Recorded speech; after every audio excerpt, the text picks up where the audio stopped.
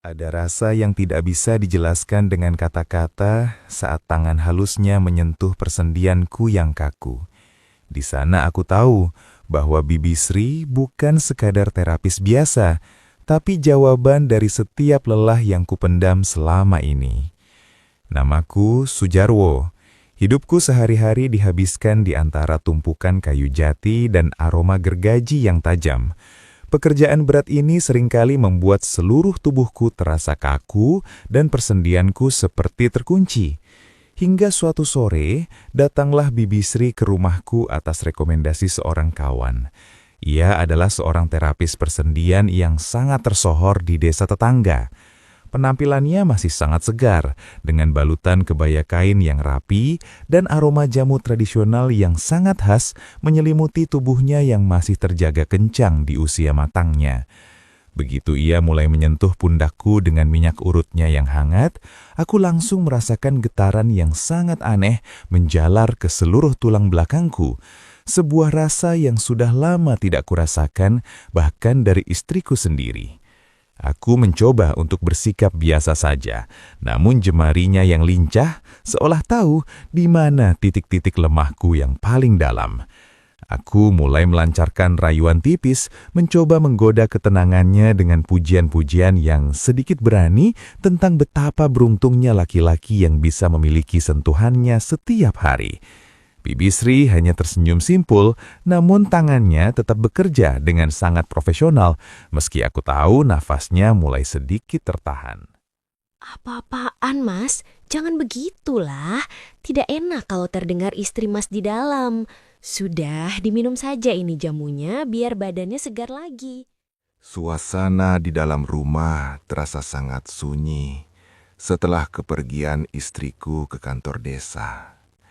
Dan hanya menyisakan suara detak jam dinding yang seolah beradu dengan debaran jantungku yang semakin tidak menentu.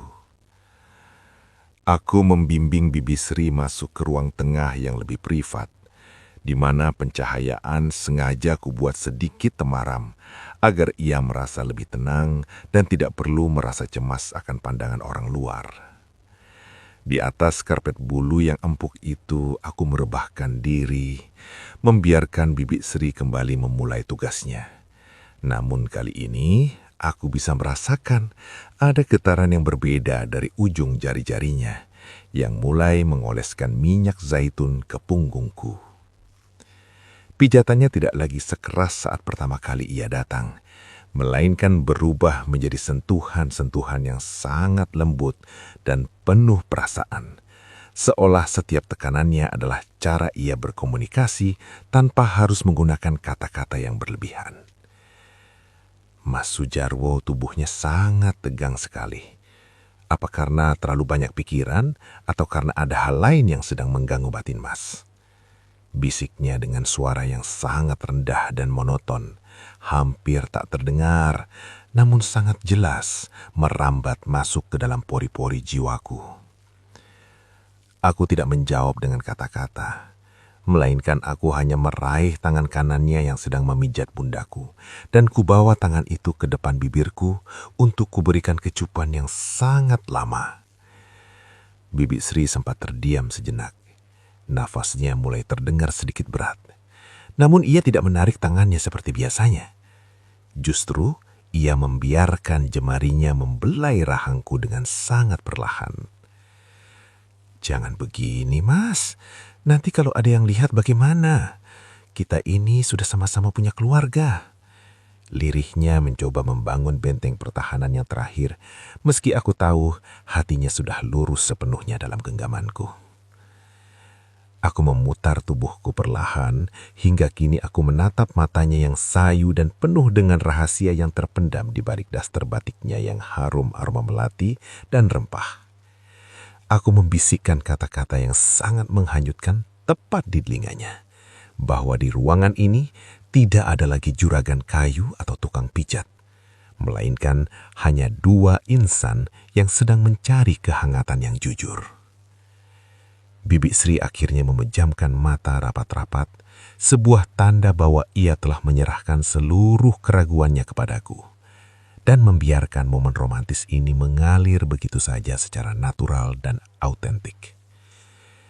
Pijatannya kini berubah menjadi usapan-usapan yang sangat ekstrim di titik-titik yang paling sensitif, membuat seluruh persendianku tidak lagi kaku, melainkan terasa sangat ringan, seolah sedang melayang di awan. Di ruang yang sangat privat ini, kami mulai merajut sebuah hubungan yang tidak lagi membutuhkan basa-basi, karena bahasa tubuh kami sudah lebih dari cukup untuk menjelaskan segalanya. Tidak ada satupun kata saling menyalahkan yang terucap di antara kami, karena suka sama suka telah menjadi kesepakatan yang tak tertulis, namun sangat mengikat batin kami berdua malam ini. Bibi Sri terlihat sangat cantik di bawah cahaya lampu yang redup. Ia telah menjadi terapis batin yang paling sempurna bagi setiap lelah yang kupendam selama ini sebagai seorang laki-laki. Kami membiarkan waktu berhenti sejenak menikmati setiap detik keintiman yang semakin dalam, di mana hanya ada aku dan dia dalam sebuah simfoni rasa yang takkan pernah bisa dilupakan oleh sejarah hidup kami masing-masing. Di ruang tengah yang remang itu, aku perlahan membimbing Bibi Sri untuk duduk bersandar di sofa kayu jati yang besar, hasil karyaku sendiri. Sebuah tempat yang kini terasa jauh lebih sakral daripada sekedar tempat duduk biasa. Aku tidak lagi menjaga jarak sedikit pun, karena aroma minyak zaitun yang bercampur dengan parfum mawar dari tubuhnya sudah memenuhi seluruh rongga dadaku, menciptakan desakan yang sangat hebat untuk segera memilikinya. Bibi Sri hanya bisa tertunduk dengan napas yang mulai tersengal. Sangat pelan, tangannya yang halus kini tidak lagi memegang botol minyak urut, melainkan sudah melingkar dengan sangat pasrah di leherku yang kuat. Aku membisikkan kata-kata yang sangat dalam, tepat di depan bibirnya, meyakinkan dirinya bahwa siraman batin yang akan kuberikan malam ini adalah obat paling mujarab bagi setiap kegelisahan yang ia simpan selama ini dalam diamnya yang panjang. Tenanglah Sri, di sini hanya ada kita berdua dan suara detak jam dinding yang menjadi saksi bahwa kamu adalah wanita paling istimewa yang pernah hadir di rumah ini. Kataku dengan intonasi yang sangat rendah dan monoton tanpa ada jeda sedikit pun, agar ia benar-benar merasa hanyut dalam kendaliku sebagai laki-laki. Bibi Sri perlahan mendongakkan wajahnya, menatapku dengan tatapan yang sudah sangat luruh. Tidak ada lagi kata-kata penolakan tentang istri atau jamu yang ia bawa tadi. Yang ada hanyalah sebuah pengakuan jujur dari matanya yang mulai basah oleh emosi. Ia membiarkan aku memberikan sentuhan-sentuhan yang sangat ekstrim di setiap jengkal kulitnya yang masih terasa sangat kencang dan segar. Seolah-olah waktu tidak pernah berani menyentuh kecantikannya yang otentik. Di atas sofa kayu ini, aku mulai memberikan siraman batin yang sesungguhnya, sebuah penyatuan rasa yang melampaui sekedar pijatan persendian, karena di sini jiwa kami yang saling berbicara dan saling mengisi kekosongan yang ada. Tidak ada paksaan dan tidak ada basa-basi yang panjang, karena kami berdua sudah tahu kemana arah tujuan dari setiap helaan napas yang semakin menyatu dalam harmoni malam yang sunyi. Bibi Sri membiarkan daster batiknya perlahan terlepas dari pundaknya, menunjukkan sebuah pengabdian yang sangat tulus dari seorang wanita kepada laki-laki yang dianggapnya mampu memberikan perlindungan sejati. Aku merengkuh tubuhnya dengan sangat erat, memberikan kehangatan yang paling tulus yang bisa diberikan oleh seorang juragan kayu kepada terapis batinnya yang tercinta. Suka sama suka telah menghapus segala batas keraguan yang dulu sempat menghalangi langkah kami. Kini yang tersisa hanyalah kepuasan yang mendalam dan ketenangan jiwa yang belum pernah kami rasakan sebelumnya.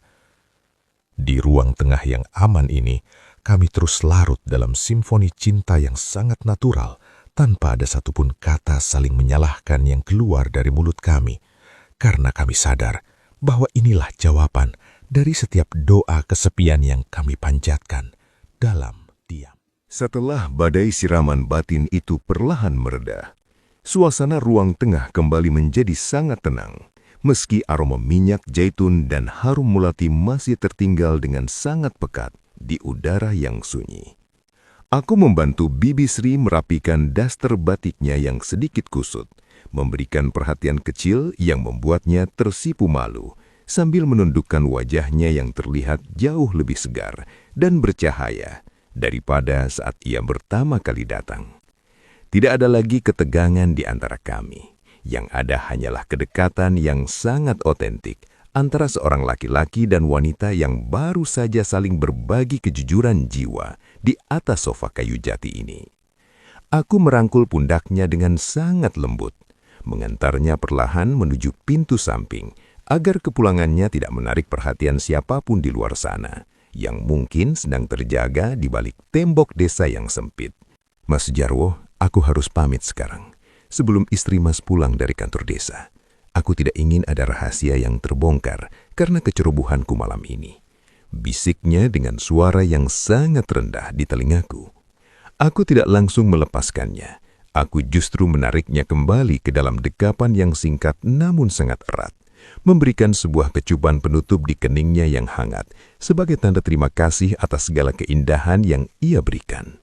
Bibi Sri menatapku dengan tatapan yang sangat dalam, seolah ia sedang menitipkan separuh jiwanya di rumah ini, sebelum ia benar-benar melangkah keluar, menembus kegelapan malam yang mulai mendingin. Ia kemudian berbisik pelan, memberitahuku bahwa ia akan selalu menunggu panggilan dariku saat rumah kembali sepi, karena baginya terapi ini telah menjadi kebutuhan batin yang tidak bisa ia temukan di tempat lain manapun. Kabari aku lagi ya Mas, kalau istri Mas sedang dinas luar atau saat rumah benar-benar aman nanti. Bibi akan datang dengan jamu yang lebih manis dan sentuhan yang lebih dalam lagi untukmu. Lanjutnya tanpa ada jeda sedikit pun, sebelum ia perlahan melepaskan genggaman tanganku dan menghilang di balik keremangan pohon-pohon di samping rumah. Aku berdiri di ambang pintu, menatap bayangannya yang semakin menjauh dengan perasaan bangga yang membuncah karena telah berhasil meluluhkan hati seorang wanita sehebat Bibi Sri. Suka sama suka telah menjadi kontrak rahasia yang akan terus kami jalani, tanpa ada rasa saling menyalahkan, karena kami berdua sadar bahwa kebahagiaan sejati seringkali ditemukan dalam kesunyian yang paling privat. Aku menutup pintu dengan sangat perlahan, mengunci setiap kenangan manis malam ini di dalam ruang tengah yang kini menjadi saksi bisu atas janji-janji rahasia yang akan terus kami rajut di hari-hari yang akan datang. Hari-hari setelah pertemuan di ruang tengah itu terasa berjalan begitu lambat, seolah waktu sengaja berhenti untuk menyiksaku dengan bayang-bayang tangan halus Bibi Sri yang masih membekas di setiap persendianku. Rumahku sedang tidak pernah sepi, karena ada kerabat dari luar kota yang menginap, dan istriku yang sedang sibuk dengan kegiatan kantor desa membuatku harus menahan segala hasrat yang terus memberontak di dalam batin. Aku hanya bisa duduk diam di beranda sambil sesekali mengelus kayu jati hasil pekerjaanku, namun pikiranku sama sekali tidak ada di sana, melainkan sudah terbang jauh menuju wajah ayu Bibi Sri yang selalu menghantuiku setiap kali aku memejamkan mata. Aku merindukan aroma jamu tradisionalnya dan bisikan monotonnya yang sangat menenangkan telingaku. Namun aku sadar bahwa saat ini aku tidak punya pilihan lain selain bersabar menanti waktu yang tepat untuk kembali memanggilnya ke rumah ini. Setiap malam aku hanya bisa mengirimkan pesan singkat kepadanya sekedar untuk menanyakan kabarnya atau memberitahu bahwa aku sedang sangat merindukan sentuhan ajaibnya yang mampu membuat seluruh tubuhku luluh tak berdaya. Bibi Sri pun membalas dengan kata-kata yang sangat manis dan penuh rahasia. Ia mengatakan bahwa ia pun merasakan kegelisahan yang sama dan selalu menatap ponselnya setiap saat, hanya untuk menanti kabar dariku sebagai juragan kayu yang telah memenangkan hatinya. Kami saling bertukar janji dalam pesan-pesan gelap itu, membangun imajinasi tentang apa yang akan kami lakukan nanti saat rumah sudah kembali sepi dan hanya ada suara jangkrik yang menemani pertemuan rahasia kami. 1 minggu berlalu bagaikan 1 tahun bagiku, Setiap detik yang kulewati tanpa kehadirannya terasa hambar dan tanpa warna, karena siraman batin darinya telah menjadi candu yang tidak bisa digantikan oleh apapun di dunia ini. Hingga akhirnya hari yang kunantikan tiba, saat rumah kembali sunyi dan istriku berangkat pagi-pagi sekali. Aku segera mengirimkan tanda bahwa pintu sudah tidak terkunci lagi dan ia boleh datang kapan saja ia siap. Begitu aku melihat sosoknya muncul dari balik pagar dengan langkah yang gemulai dan senyum tipus yang sangat matang, aku merasakan seluruh persedihanku yang tadinya kaku tiba-tiba menjadi sangat ringan, seolah mendapatkan energi baru. Ia datang bukan hanya membawa minyak urut, melainkan membawa seluruh jiwanya yang sudah siap untuk kucintai kembali, tanpa ada satupun kata saling menyalahkan di antara kami berdua. Suka sama suka telah mengalahkan waktu penantian yang panjang ini, dan di balik pintu yang kukunci rapat, aku menyadari bahwa 1 minggu kesabaran ini telah terbayar lunas dengan kehangatan yang jauh lebih ekstrim dan lebih dalam dari sebelumnya.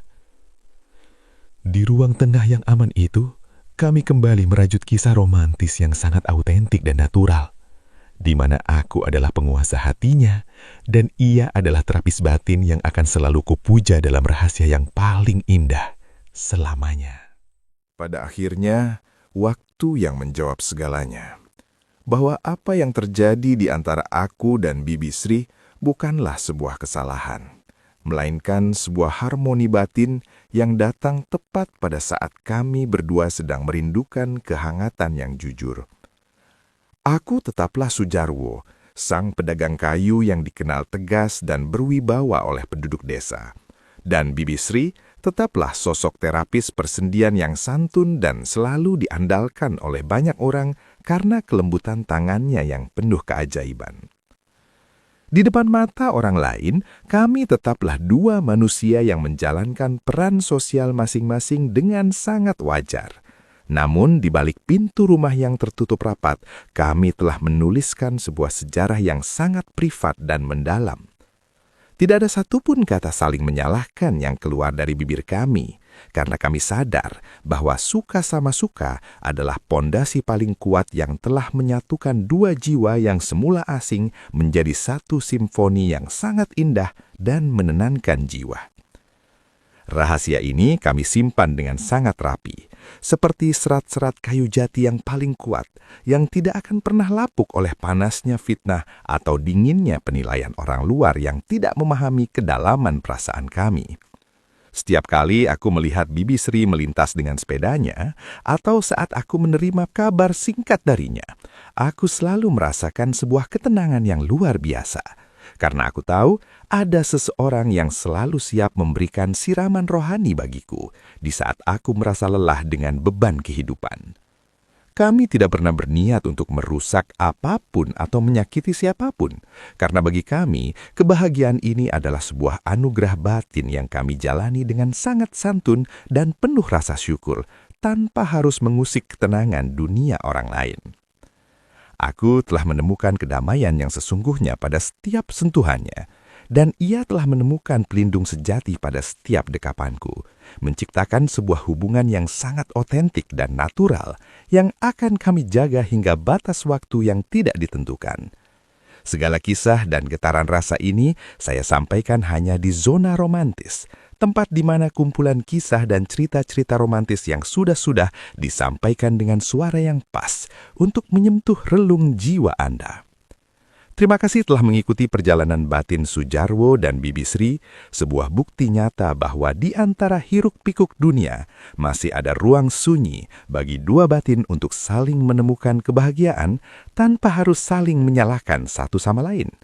Sampai jumpa di kisah-kisah romantis lainnya yang tak kalah menggetarkan dan penuh dengan makna kehidupan yang sebenarnya. Hanya di sini tempatnya segala rasa bermuara.